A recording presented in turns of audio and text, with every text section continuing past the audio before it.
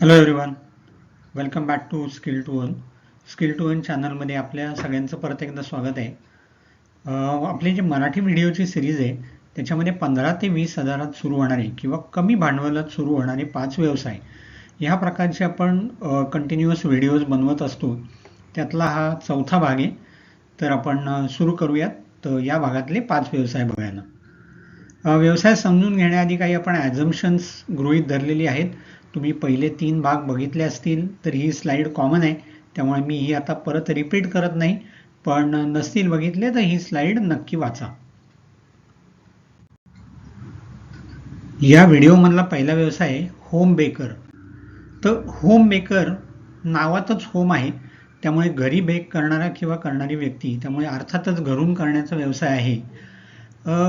Cooking बेकिंगची आवड पाहिजे, microwave oven किंवा OTG पाहिजे, मिक्सर, वेगवेगळे पॅन, भांडी वगैरे जे काय लागतं बेसिक गोष्टी सगळ्या केक वगैरे बनवायला, त्या गोष्टी तुमच्याकडे असणं आवश्यक आहे. 15-20 हजाराची ही बेसिक इन्व्हेस्टमेंट आहे सुरुवातीची. ह्याच्यामध्ये मायक्रोवेव्ह किंवा OTG असं धरलेलं आहे. दोन्ही घेतलं तर कदाचित ही कॉस्ट थोडी जास्त वाढेल. उत्पन्नाचं मॉडेल काय आहे? ग्राहकांना थेट विक्री, डायरेक्ट सेल आहे. केक म्हणजे बर्थडे केक्स, इव्हेंटचे cakes, cup cake, cookies, biscuits, गव्हाची बिस्किट्स, ओके, अशा प्रकारच्या गोष्टींना, नाचणीची बिस्किट, अशा प्रकारच्या गोष्टींना खूप मागणी आहे. आणि अर्थातच क्वालिटी ही महत्त्वाची आहे, स्वच्छता महत्त्वाची आहे, आणि म्हणूनच घरी केलेल्या वस्तूंना जास्त मागणी आजकाल वाढलेली आहे. एखाद्या फूड ॲपवर तुम्ही रजिस्टर करू शकता किंवा व्हॉट्सॲप ग्रुपमधनं या ऑर्डर घेऊ शकता आणि ग्राहकांना डिलिव्हरी देण्याची जबाबदारी आहे, किंवा ग्राहकांना घरी येऊन घेऊन जायला सांगू शकता. तुम्ही जितक्या याच्यामध्ये ओळखी वाढवाल किंवा इव्हेंट मॅनेज करणारे, व्यवसाय करणारे अशा लोकांशी ओळखी वाढवाल, तेवढा हा व्यवसाय जास्त मोठ्या प्रमाणात होऊ शकतो. सोसायट्यांमध्ये छोटे छोटे स्टॉल लागतात, गेट टुगेदर्स असतात. अशा ठिकाणी तुम्ही स्टॉल लावला तर त्याच्यामध्ये तुम्हाला हा व्यवसाय नक्की वाढू शकतो. 10 हजारापासून 30-40 हजारापर्यंत याच्यामध्ये महिन्याला उत्पन्न मिळू शकतो. कर सल्लागार किंवा टॅक्स कन्सल्टंट, ह्याच्यामध्ये आपण कोणी CA, CS अशा मोठ्या क्वालिफिकेशन असलेल्या लोकांबद्दल बोलत नाहीये.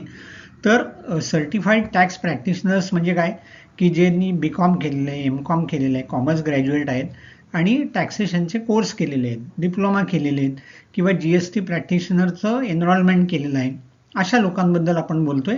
ह्याच्यामध्ये जे काय तुमचं बेसिक रजिस्ट्रेशनसाठी जी कॉस्ट आहे किंवा तुमचा व्यवसाय रजिस्टर करण्यासाठी जी कॉस्ट आहे त्याच्यावर एक वेगळा व्हिडिओ पण आपण बनवलेला आहे, तो बघू शकता. आणि एक 10-20 हजारापर्यंत सुरुवातीची गुंतवणूक होईल. हा व्यवसाय पण घरून करू शकता. एखादं ऑफिस असेल किंवा दुसऱ्या एखाद्या ऑफिसमध्ये टेबल स्पेस वगैरे असेल तिथून पण करू शकता. ह्याच्यामध्ये पण ग्राहकांना थेट सेवा आहे.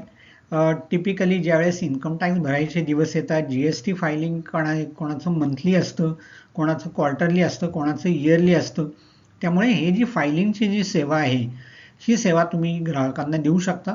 त्याच्यामध्ये काही कॉम्प्लिकेशन्स असतील तर त्या गोष्टीसाठी तुम्ही CA, CS या लोकांना ऑब्व्हियसली कॉन्टॅक्ट करू शकता.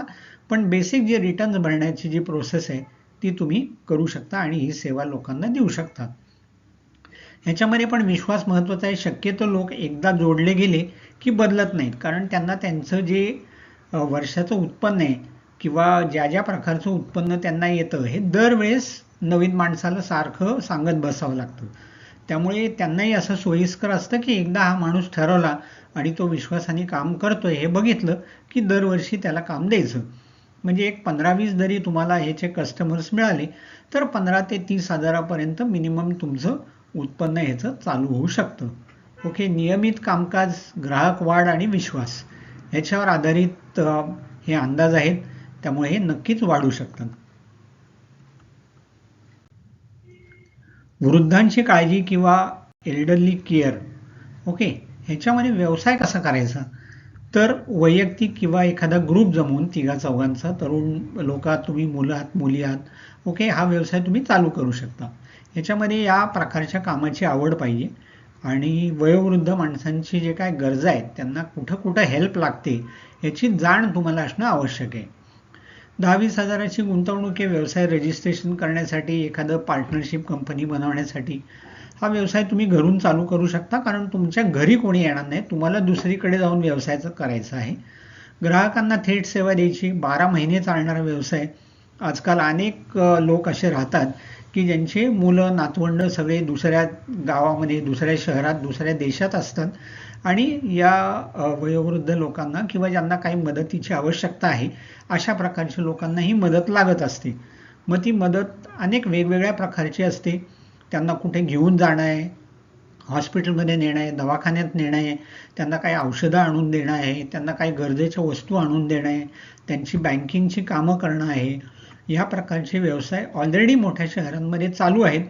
तेव्हा मी हे काही खूप नवीन सांगतोय असं नाही, पण या प्रकारचा व्यवसायाला अजूनही भरपूर स्कोप आहे. अजूनही भरपूर प्रमाणामध्ये हा व्यवसाय वाढू शकतो आणि एक 10-15 हजारापासून 30-40 हजारापर्यंत तुमचं उत्पन्न ह्याच्यामध्ये चालू होऊ शकतं. लास्ट माईल डिलिव्हरी किंवा शेवटच्या टप्प्यातील डिलिव्हरी हा काय प्रकार आहे आपण बघूया. फॉर एक्झाम्पल एखादं ई कॉमर्स प्लॅटफॉर्म आहे, मे बी तो ॲमेझॉन असेल, फ्लिपकार्ट असेल, अजून कोणी असेल, एखादं लोकल ऑनलाईन स्टोअर्स असेल. त्यांना मेन प्रॉब्लेम काय असतो की कस्टमरच्या प्रत्येक गोष्ट कस्टमरनी मागवलेली त्याच्या घरी नेऊन देणं. ओके, त्यामुळे त्यांना स्कूटरवर फिरणारे, एखादा छोटासा टेम्पो असणारे, सायकलवर फिरणारे अशा लोकांची खूप गरज असते. ह्या प्रकारची तुम्ही सर्व्हिस या ऑनलाईन प्लॅटफॉर्मवर रजिस्टर करू शकता तुमच्या एरियापुरती. आता समजा तुम्ही एखाद्या पुणे शहरामध्ये राहता आणि शनिवार पेठेत राहता, तर तुम्ही असं सांगू शकता की बाबा शनिवार पेठ जो आहे एवढ्या एरियामध्ये आम्ही डिलिव्हर करू शकतो. मग तिथपर्यंत डिलिव्हरी करण्याची जबाबदारी ही त्या कंपनीची असते. मग तिथे त्यांचं एखादं गोडाऊन असेल, एखादं स्टोअर्स असेल किंवा त्या ठिकाणी तुमच्या घराजवळ त्यांचा टेम्पो येईल आणि तिथनं पुढची जबाबदारी ही तुमची असते. त्यामुळे तुमचं पर पॅकेट जेवढे तुम्ही डिलिव्हर करता तेवढा तुम्हाला रोजचे त्याची चार्जेस मिळतात. ह्याच्यामध्ये ॲमेझॉन स्वतःसुद्धा या ऑफर्स त्यांच्या वेबसाईटवर देतं आणि याच्यामध्ये तुमची फार काही इन्व्हेस्टमेंट नाही. म्हणजे तुम्ही अगदी सुरुवातीलाच काय डायरेक्टली कुठली व्हेकल्स विकत घेण्याची गरज नाही. जे स्वतःकडे आहे त्या व्हेकलवरनं हा व्यवसाय चालू करू शकता. जसा वाढेल तसा तुम्ही एखादा छोटासा टेम्पो वगैरे घेऊन हा व्यवसाय वाढू शकता. ओके, 10 हजारापासून 30-40 हजारापर्यंत याच्यामध्ये डिलिव्हरी चार्जेस तुम्हाला मिळू शकतात. तुम्हाला कल्पना आहे आजकाल किती डिलिव्हरी येतात. म्हणजे आमच्या सोसायटीमध्ये कमीत कमी 100 पार्सल रोज येतात. राईट, एवढ्या मोठ्या प्रमाणामध्ये या लास्ट माईल डिलिव्हरी व्यवसायाची आवश्यकता आहे. भाड्याने ध्वनी प्रणाली किंवा साऊंड सिस्टीम्स देणं हा एक चांगला व्यवसाय सध्या चालू आहे. प्रत्येक प्रकारच्या फंक्शनमध्ये, मग ते एखादं सोसायटीचं फंक्शन असो, एखादं स्वातंत्र्य दिनाचं फंक्शन असो किंवा कोणता तरी वाढदिवस असो किंवा रस्त्यावरचा एखादा प्रोग्राम असो किंवा गॅदरिंग असो, ओके, लहान मुलांचे वाढदिवस असोत, अशा सर्व प्रकारच्या प्रोग्रॅम्सना आजकाल ध्वनी प्रणालीची, माईकची, स्पीकरची, ब्लूटूथ स्पीकरची या सगळ्याची आवश्यकता लागते. आणि हा अशा प्रकारचा प्रोग्रॅम वर्षातनं एखाद वेळ होणार असेल तर हे सगळं लोक काही विकत घेऊन ठेवत नाहीत. त्यामुळे हा व्यवसाय तुम्ही घरून करू शकता. याच्यामध्ये तुम्ही जसजसा व्यवसाय वाढेल तसतशी तुमची इक्विपमेंट वाढवत जाऊ शकता आणि मग ही इक्विपमेंट तुम्ही भाड्याने देऊ शकता. 12 महिने चालणारा व्यवसाय आहे. याच्यामध्ये उत्पन्नाचं मॉडेल काय आहे? कार्यक्रमाचे समन्वयक, इव्हेंट मॅनेजमेंट करणारे, जवळपासचे hall, event halls, marriage halls, engagement hall, party halls यांच्याशी तुम्ही टायअप करून या ठिकाणी तुमचे साऊंड सिस्टीम्स तुम्ही भाड्याने देऊ शकता. तुमच्या सोसायटीपासूनच तुम्ही सुरुवात करू शकता. सोसायटीकडे सिस्टीम नसेल तर सोसायटीच्या प्रत्येक प्रोग्रामला तुम्ही ही सिस्टीम देऊ शकता. अशा प्रकारे हा व्यवसाय अगदी छोट्यातून सुरू होऊन खूप मोठा होऊ शकतो.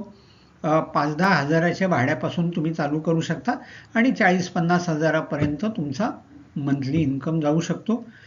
अनेक लोकांशी तुम्हाला ह्याच्यामध्ये भागीदारी करावी लागेल, पार्टनरशिप करावी लागेल. त्याच्यामध्ये हा व्यवसाय नक्कीच वाढतो. नेहमीप्रमाणे ही कॉपीराईट कंटेंट आहे. आपण अशी ही पूर्ण सिरीज बनवत चाललेलो आहे. हा पार्ट 4था आहे. सो प्रत्येक पार्टमध्ये आपण 5 व्यवसायाबद्दल बोलतो. म्हणजे आजचा पार्ट धरून आतापर्यंत 20 वेगवेगळ्या व्यवसायांबद्दल आपण बोललेला आहे. ह्याचा भाग 1, 2, 3 तुम्ही बघितला नसेल तर नक्की बघा. स्किल टू अर्न चॅनलला सबस्क्राईब करा, व्हिडिओला लाईक करा, कॉमेंट करा. तुमचे काही सजेशन्स असतील, तुम्हाला कुठल्या नवीन व्यवसायाबद्दल माहिती हवी असेल तर ते मला सांगा. त्याच्याविषयी मला सगळ्या व्यवसायाची माहिती असेलच असं नाही, पण त्याचा रिसर्च करून मी प्रॉपर माहिती तुमच्यापर्यंत पोहोचवण्याचा नक्की प्रयत्न करेन. Thanks for watching.